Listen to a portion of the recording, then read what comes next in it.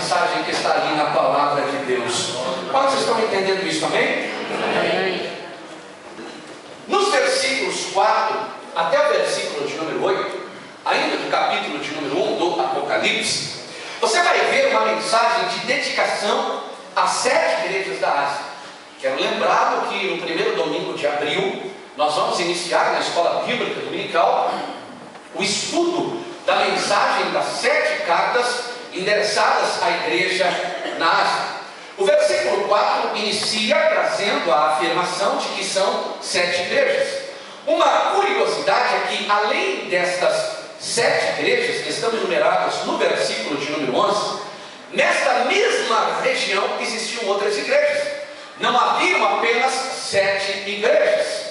Apenas para trazer rapidamente as referências, Colossenses no capítulo 1, versículo 2 e no capítulo 2, versículo 1, a Bíblia faz referência à igreja de Colossos, uma igreja que está plantada nesta mesma região. Há também em Colossenses no capítulo 4, versículo 13, a informação da igreja de Hierápolis, ou seja, uma outra igreja que também estava inserida na mesma região geográfica das 7 igrejas do Apocalipse. Em Atos, no capítulo 20, versículo de número 5, a menção de uma igreja em Troade, Atos, capítulo 20, versículo 5, na mesma região e que não é enumerada na listagem das 7 igrejas do versículo de número 11. E há no contexto histórico, pelo menos 2 igrejas que a história reconhece como existentes naquela região, que eram a igreja em Magnésia e também a igreja de Trades. Pois bem, sendo elas em número de 7, como nós estamos vendo aqui no capítulo de número 4, há uma representação nesta numeração de 7 igrejas, de uma igreja cristã universal, ou seja, bem como a igreja cristã estabelecida na Ásia Menor. A localização destas 7 igrejas no mapa, elas formam um círculo. Lembra quando você era criança, quando você era pequeno, que nós recebíamos um livrinho que dizia una os pontos, e depois que a gente ligava aqueles pontos com o lápis, eles formavam uma figura? Se você pegar cada uma dessas igrejas que compõem as 7 igrejas da Ásia, mencionadas aqui e enumeradas no versículo de número 11, você vai ver que depois de você circular, você vai encontrar ali uma forma de círculo. Qual o significado disso? Isso sugere que a tendência de cada uma dessas igrejas se repete. A realidade vivida por essas igrejas, no início da era da igreja, as suas características, elas se repetem nos dias e na igreja de hoje. E nós vamos tentar aqui correr para chegar nesses aspectos. Veja aqui no versículo de número 4, há também a informação de que elas estão plantadas na região da Ásia. Nós temos aqui uma alusão, não ao continente asiático no todo, mas à Ásia Menor, que hoje faz parte do país chamado Turquia. Se você se lembrar aí do seu mapa, na sua cabeça, onde é a Turquia nos dias de hoje, na região do Oriente Médio, na Ásia Menor, você vai estabelecer ali esta ligação da posição geográfica dessas igrejas. Há uma saudação também no versículo de número 4, que diz graça e paz. Esta saudação, graça e paz, ela aparece em todas as cartas paulinas, em todas as epístolas paulinas. Na verdade, esta saudação é uma junção, uma adição de 2 expressões bíblicas. Uma no Antigo Testamento, shalom, paz, e a graça do Novo Testamento, graça e paz. Veja que, ainda seguindo na análise do versículo de número 4, diz que da parte daquele que é, que era e que há de vir. Há neste versículo 4 uma menção de João a um título de Jesus Cristo que ressalta sua eternidade e de sua divina pessoa. Por que a preocupação de João em apresentar ou se dirigir a Jesus através de um título? Veja que trata-se de uma exaltação de Deus Pai e Deus Filho, em contraste com as exigências de adoração aos imperadores romanos. Os imperadores romanos traziam para assim o direito de serem adorados, porque se consideravam ou se julgavam, e se julgavam deuses porque eram e sofriam de uma doença chamada teomania. O que é teomania? É uma doença que leva o indivíduo a acreditar que ele é um Deus. Em contraste, João está dizendo em outras palavras: eu não reconheço a autoridade do Império Romano como divina sobre a minha vida, tão somente de Deus Pai e de Deus Filho, com toda a autoridade, com todo o domínio, com todo o poder sobre a terra, sobre o homem e sobre a minha vida. Aleluia, glória a Deus. Ainda no versículo 4 fala de 7 espíritos. Veja que o número 7 aplica-se ao Santo Espírito para indicar que o seu poder e sua autoridade são totais e perfeitas. Corra para o versículo de número 5. Você vai ter que ler bastante a Bíblia aí junto comigo. Não fecha a tua Bíblia não, meu irmão. Estou sendo muito prolixo aqui ou está dando para entender? Quem está entendendo pode dizer amém? Amém. Então vamos correr aqui, irmãos. Quando eu começo a ler Apocalipse, dá vontade de virar a noite, meu irmão. Passar a noite toda em vigília de leitura da Bíblia. Eu tenho visto tanta vigília hoje que orar, e meu Deus do céu, o povo já nem sabe o que é orar, pastor. Vigília que você ora 10 minutos, 15 minutos, aí passa 40 minutos no café, no chocolate quente, no cachorro quente. Para orar que é bom? Nada. Tenho visto poucas maratonas bíblicas de leitura da palavra de Deus. Gente querendo ler a palavra, se alimentar dessa palavra, guardar essa palavra no meu coração. Irmão, mas até o horário eu vou terminar. Fique tranquilo em nome de Jesus. Versículo de número 5 fala de uma fiel testemunha. Veja que em Apocalipse, no capítulo 3, versículo 14, ele revela as coisas que irão acontecer.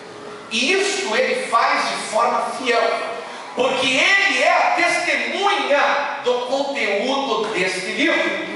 Veja o que diz o versículo 5. Fala do primogênito dos mortos. Veja que o fato de Cristo ser o primogênito dentre os mortos importa que na sua ressurreição subsequente de todos aqueles por quem ele morreu.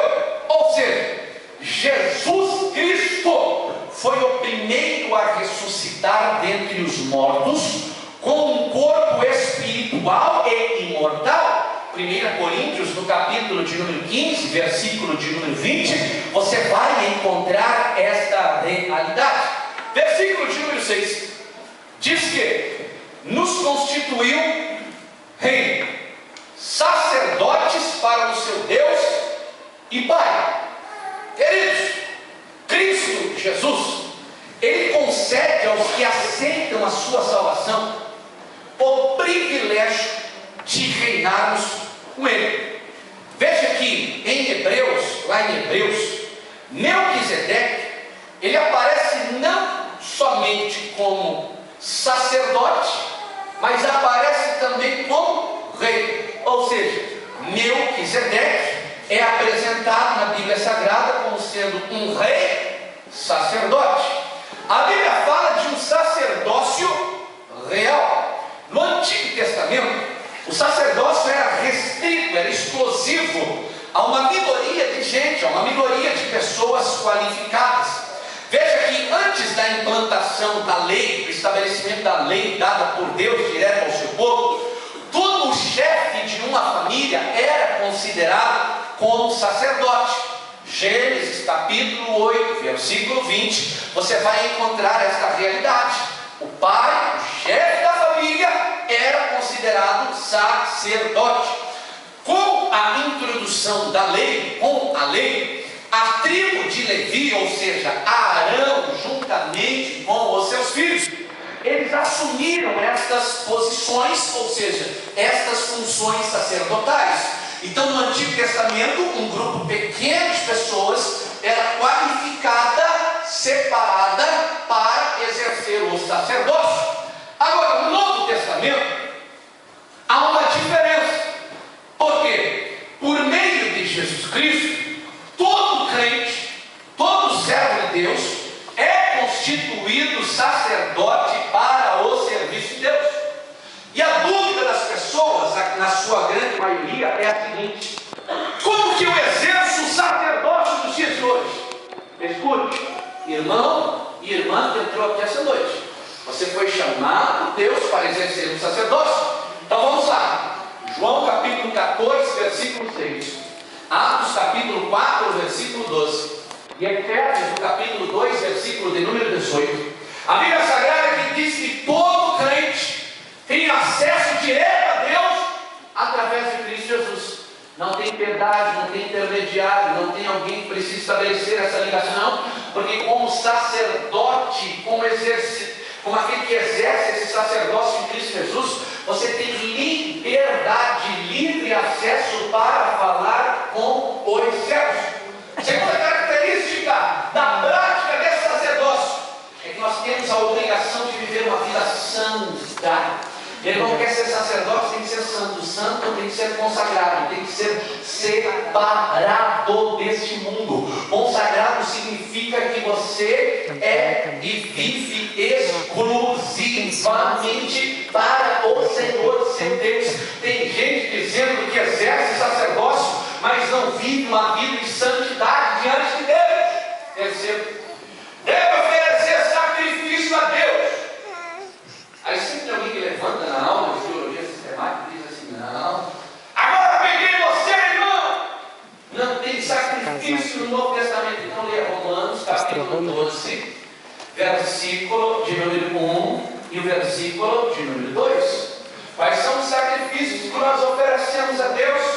Primeiro, através da oração a Deus e do louvor a Deus. Salmo 50, Hebreus capítulo 13, versículo de número 15.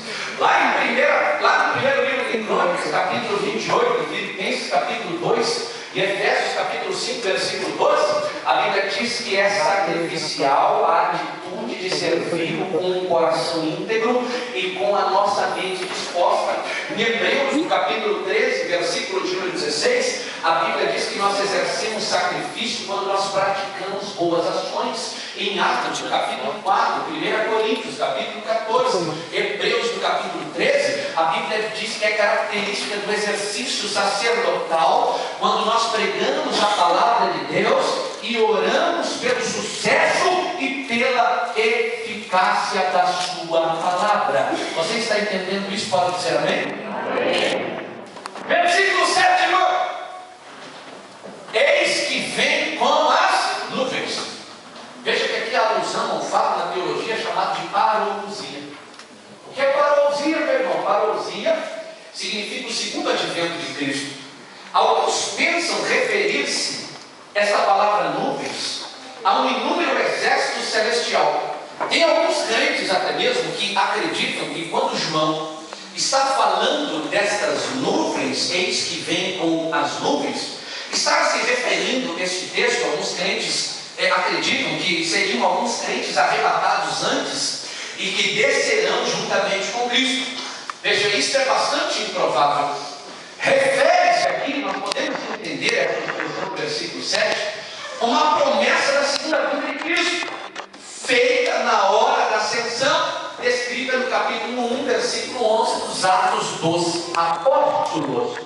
Versículo de número 7 diz assim: até quantos o traspassaram. Quando nós olhamos para essa expressão do versículo 7, capítulo 1 de Apocalipse, nós vemos que o texto está apontando diretamente para o povo de Israel que crucificou a Jesus Cristo. Ainda no versículo de número 7, há um término desta verdade com a seguinte expressão: certamente, amém. O original da expressão certamente, no grego, significa nai, ou seja, a palavra que significa sim. Certamente significa sim. Amém é uma transliteração de um vocábulo, ou seja, de uma palavra hebraica que significa amém. Amém com ele no final, que significa assim seja, ou é assim. Então, note que interessante a palavra de Deus e como as palavras na Bíblia Sagrada não são jogadas ou lançadas ao vento. Ele termina dizendo certamente, amém, ou seja, sim, é assim. Porque há uma dupla afirmação nesta expressão, conforme 2 Coríntios capítulo 1, versículo 20, E também Apocalipse 22, versículo 20, a fim de não permitir dúvidas sobre o retorno de Cristo Jesus. Ele está afirmando categoricamente, depois de tudo que ele já está recebendo no início desta revelação, que não sobram dúvidas no seu coração de que Jesus virá sobre as nuvens para levar, para arrebatar a sua igreja. Você sabe o significado da expressão arrebatar? Arrebatar tem o mesmo significado de sequestrar, ou seja, de tirar uma coisa de um lugar e levar para o outro. Quando a Bíblia fala em arrebatamento, a Bíblia está dizendo de algo que será retirado de um lugar e levado para o outro. A Bíblia está falando de uma igreja que sairá dessa terra e será levada para a eternidade com Cristo Jesus, onde haverá o encontro do noivo com a noiva. Olha que coisa linda! E muita gente nos dias de hoje deixou de amar a volta de Jesus, pior, deixou de acreditar na existência da volta de Jesus. Há um famoso pregador no Brasil nos dias de hoje, pregando algo diferente do que a palavra de Deus está nos ensinando, dizendo que o arrebatamento da igreja acontece no momento que você morre, que cada pessoa tem um arrebatamento distinto. Não é verdade. A Bíblia Sagrada garante. Deixa eu lembrar para você como vai ser. As trombetas vão soar nos céus. Alguém que diz: pastor, quando eu ouvir elas tocando, eu peço perdão bem rapidinho. Não vai dar tempo, porque só ouvirão aqueles que estiverem preparados para se encontrar com o Senhor. As trombetas vão soar. A Bíblia diz que, subsequente a isto, os céus vão se abrir, como cortinas que se abrem. Jesus vem sobre as nuvens. Oh, aleluia! Isso pode acontecer hoje à noite, pode acontecer daqui a pouco. Oh, aleluia! Não perca a esperança que Jesus vem buscar a sua igreja. Hoje não está dizendo: eu creio, eu acredito, é assim, é verdade, eu assino embaixo, ele vem de verdade. Aleluia! Vamos correr mais um pouquinho aqui, queridos. No versículo de número 8, há uma expressão que diz que ele é o alfa e o ômega. Alfa e ômega são a primeira e a última letra do alfabeto grego, apontando para Cristo como o autor e o fim de todas as coisas.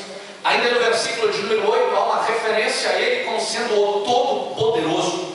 A mesma expressão é utilizada em Gênesis, no capítulo 17, versículo de número 1. No original hebraico, queridos irmãos, nós temos esta expressão El Shaddai, que significa Deus Todo-Poderoso. El, de forma isolada, significa forte. Shaddai indica um momento em que a mãe está alimentando o seu filho, o seu neném, oferecendo a ele o leite materno. Há outras referências ainda, como Ruth, no capítulo 1, versículo de número 21, como sendo este El Shaddai, este Todo-Poderoso, o Deus das montanhas, ou seja, referência a um Deus que é soberano e todo-poderoso. Se você ler o Salmo de número 24, você vai entender a soberania, o poder que Deus tem sobre tudo e sobre todos. Continuando, nós temos a partir do versículo 9 até o versículo de número 20, a visão de Jesus glorificado. Querido, versículo de número 9 fala de um companheiro na tribulação. Irmãos, conjectura-se que o imperador romano, ele vinha na época desta revelação perseguindo a igreja cristã. Esta mensagem que João está recebendo, esta revelação que João está recebendo, ele está compartilhando, ele está dividindo com os seus companheiros na hora de tribulação. No versículo 9, a expressão que se refere ao reino. No reino, ele considerava-se companheiro com os demais crentes na promoção do reino de Deus. crente de verdade, servo do Altíssimo, compartilha as bênçãos de Deus com as demais pessoas. Os irmãos já viram que quando a gente adquire um produto, a gente tem orgulho de compartilhar com alguém as benesses que aquele produto nos trouxe? Por exemplo, você compra um shampoo, você tem o cabelo meio ruinzinho, não muito bom, aí alguém indicou para você um shampoo, Marizão.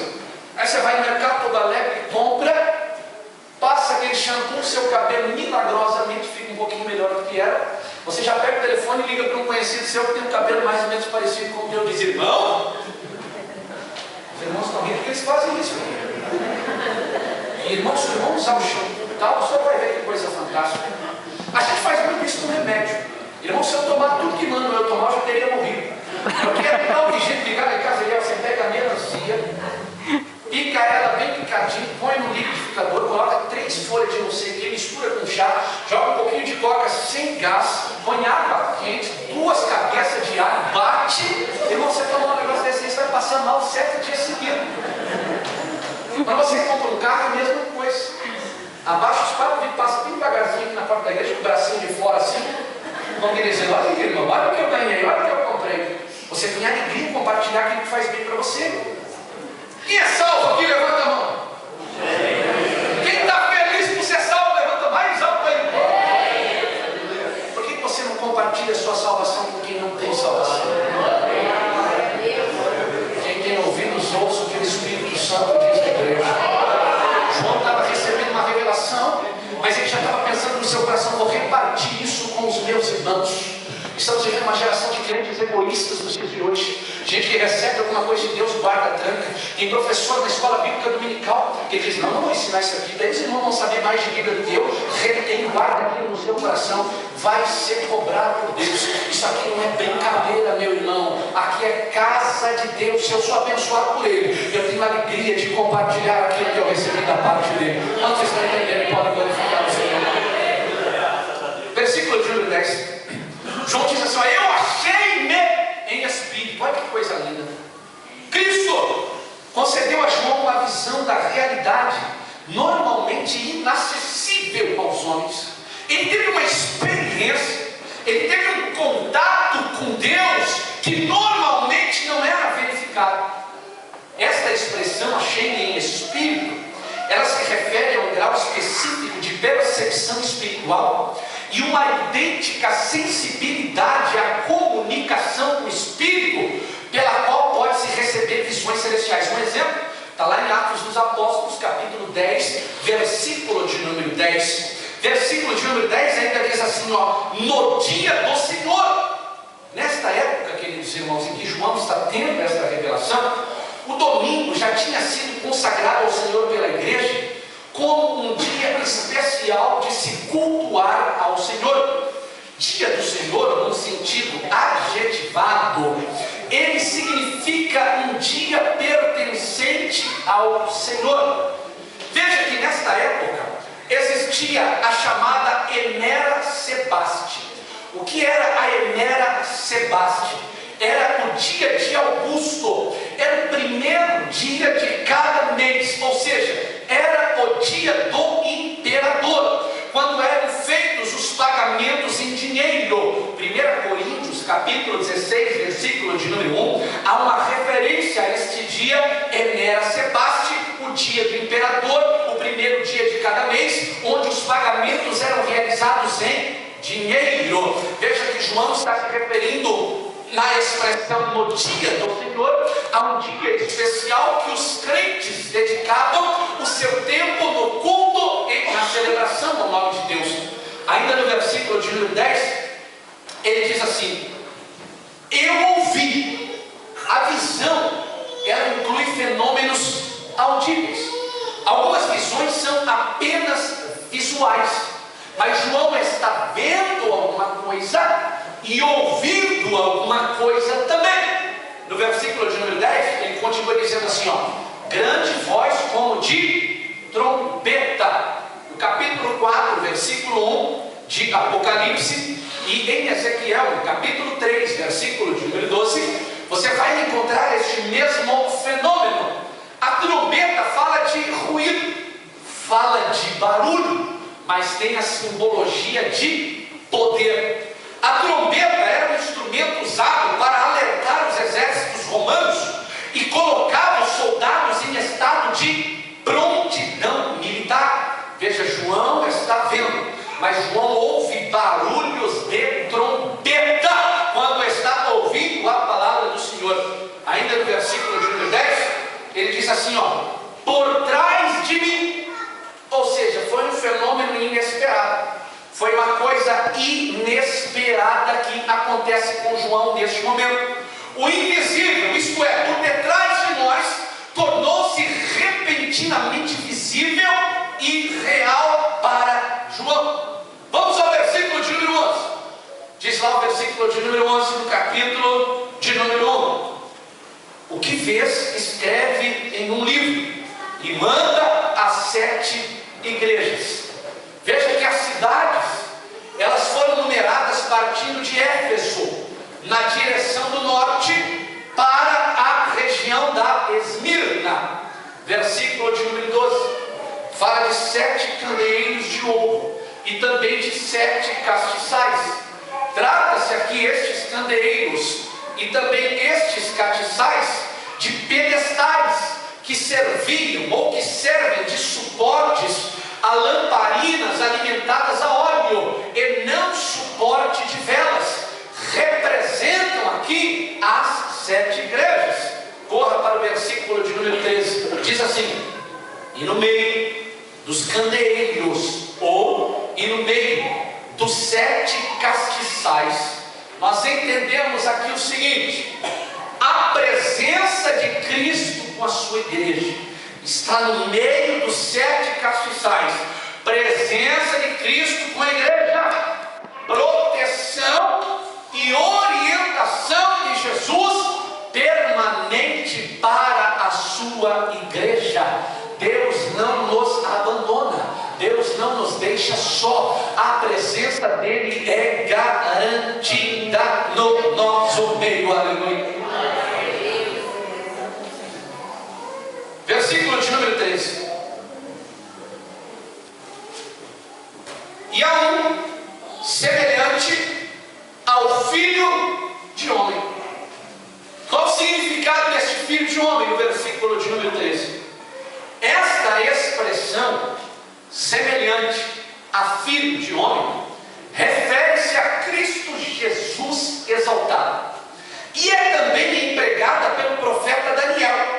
Daniel capítulo 7, versículo de número 13.